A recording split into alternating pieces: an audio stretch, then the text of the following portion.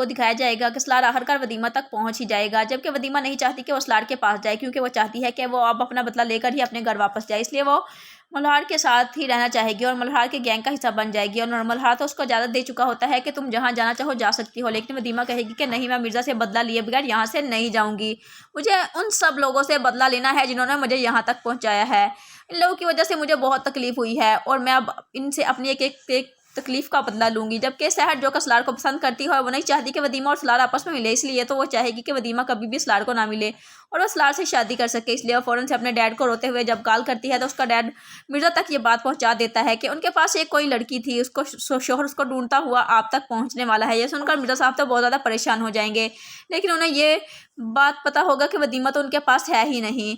सहर का बाप कहता है कि वो लड़का पुलिस को लेकर तुम्हारी हवेली ज़रूर आएगा, वदीमा यहाँ पर है या नहीं, अगर आपके पास वदीमा है तो आप उसको आगे पीछे कर लें। सहर जो कि सलार और वदीमा की सबसे बड़ी दुश्मन है, और अब तो सलार को सहर पर शक भी होना शुरू हो गया है कि सहर नहीं चाहती कि वदीमा कभी भी सलार को मिले। तो सलार को भी अब बहुत जल्दी इस हकीकत का पता चल जाएगा कि वदीमा को और सलार को जुदा करने में सहर का भी पूरा पूरा हाथ है। और जब सलार को सहर पर पूरा यकीन हो जाएगा कि ये वाकई में नहीं चाहती कि वदीमा मुझे मिले, तो अब कोई भी बात सलार सहर तक नहीं पहुंचने देगा, क्योंकि जब भी सलार सहर से कोई भी बात शेयर करता है तो सहर किसी न किसी तरीके से फिर से वदीमा को किसी और जगह पहुंचा देती है, क्योंकि वो नहीं चाहती कि सलार और सहर कभी भी मिले। जब सलार को इस बात का पता चलेगा तो फिर वो सहर का वो हाल करेगा जो सहर याद रखेगी। जबकि मिर्ज़ा अब वदीमा के पीछे अपने बंदे भी लगा देगा, जहाँ भी नजर आई इस लड़की को गोली मार देना, क्योंकि मिर्ज़ा को तो ये डर होता है कि अगर उस लड़की ने पुलिस में जाकर मेरे खिलाफ रिपोर्ट दे दी तो मैं बहुत बुरी तरह से फंस जाऊँगा।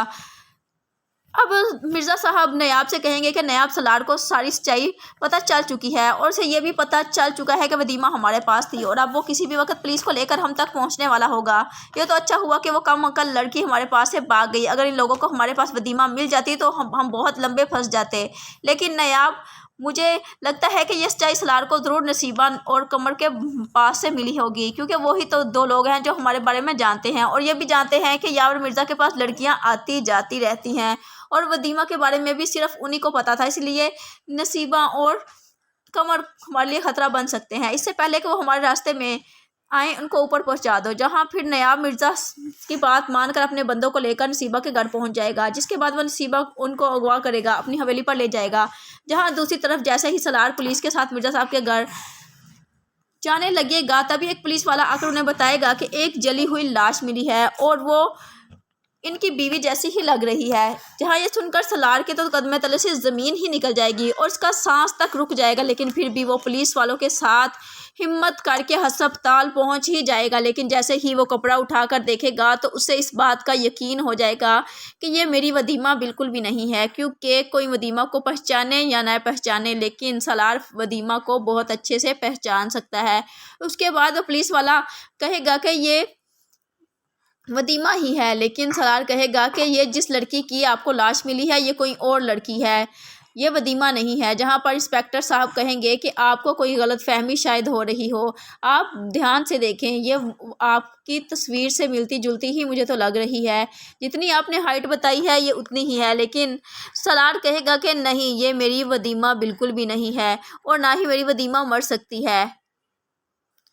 अब इंस्पेक्टर साहब कहेंगे कि हम इनका टेस्ट करेंगे और इसके बाद अगर ये वदीमा ना हुई तो हम मिर्ज़ा साहब के घर जाएंगे। जहां मुझे यही लग रहा है कि इंस्पेक्टर साहब भी सलार के साथ जाने से इनकार कर देंगे और वापस चले जाएंगे।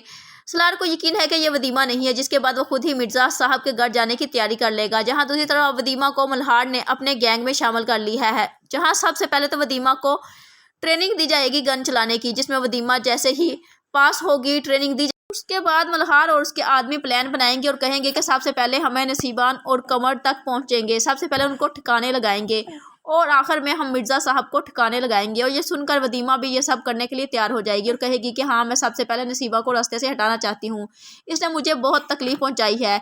जहाँ दूसरी तरफ नयाब भी अपने बंदों को लेकर नसीबा के घर से नसीबा को उठाकर अपनी हवेली में बंद कर देगा। जहाँ पर वदीमा भी अपने बंदों को लेकर नसीबा के अड्डे पर पहुँच जाएगी और वहाँ पर उसे कमर और बहुत सारी लड़कियाँ मिल जाएंगी, जिसके बाद अब कमर का तो बुरा हाल होने वाला है। जहाँ पर वदीमा कमर से कहेगी कि बताओ नसीबा कहाँ है।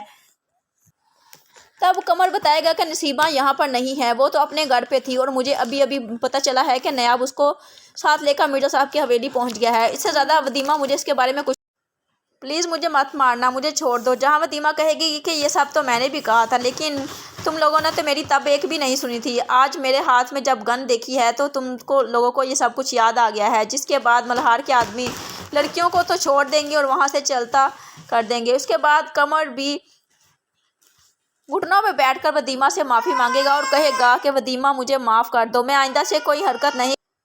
लेकिन कमर कि अब वदीमा एक भी नहीं सुनेगी और उसको गोली मार देगी। जिसके बाद अब वदीमा और मल्हार मिलकर मिर्ज़ा साहब की हवेली पर चले जाएंगे।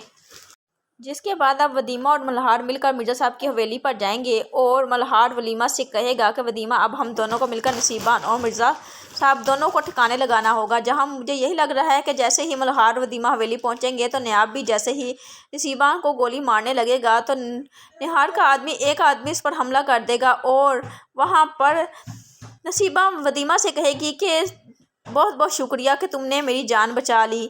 लेकिन वदीमा कहेगी कि बिल्कुल भी नहीं, मैं तुम्हें अपने हाथों से मारूंगी। और अब वदीमा नसीबान को भी अपने हाथों से गोली मार देगी और मल्हार नयाब को गोली मारेगा। उसके बाद वो लोग वहाँ से चले जाएंगे।